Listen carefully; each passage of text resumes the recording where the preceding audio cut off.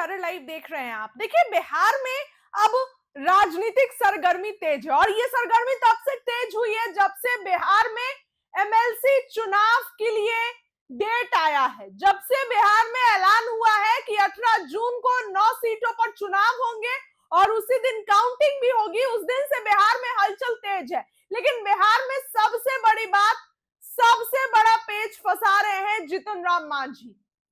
जी हाँ, जीतन राम मांझी एनडीए में बहुत बड़ा पेच फंसा रहे हैं। कल ही जीतन राम मांझी के बयान को आपने सुना, लेकिन वो खबर नहीं है।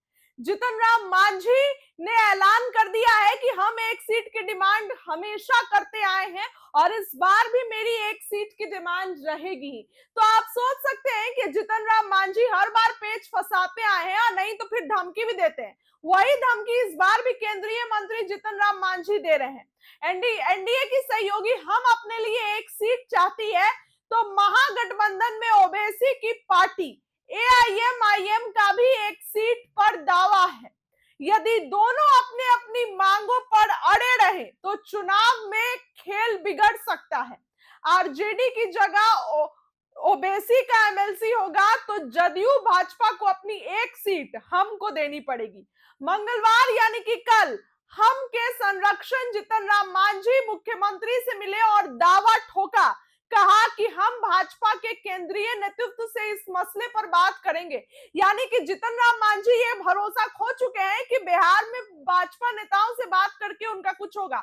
वो साफ कह दिए हैं कि हम इसके लिए बीजेपी के शीर्ष नेतृत्व से मिलेंगे। दूसरी तरफ ओवैसी की पार्टी एआईएमआईएम भी बीते राज्यसभा चुनाव में आरजेडी को समर्थन देने के अवज में अपना हक मांग रही है।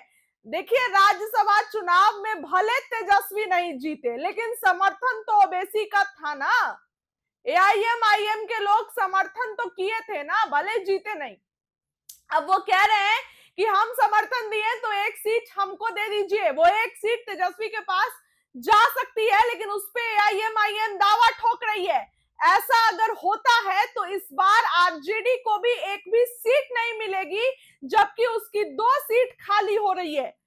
आपको पता है दर्शकों, जातीय समीकरण और विरासत का संगम पार्टियां इस बार जातीय समीकरण और युवा चेहरे पर दांव लगा रही है। भाजपा 3 सीट पर सवर्ण, अति पिछड़ा और पिछड़ा वर्ग के उम्मीदवारों को उतारकर अपना कोर वोट बैंक साधेगी। जदयू निशांत कुमार के अलावा पार्टी अति पिछड़ा, अल्पसंख्यक और सवर्ण दलित कार्ड खेल सकती है।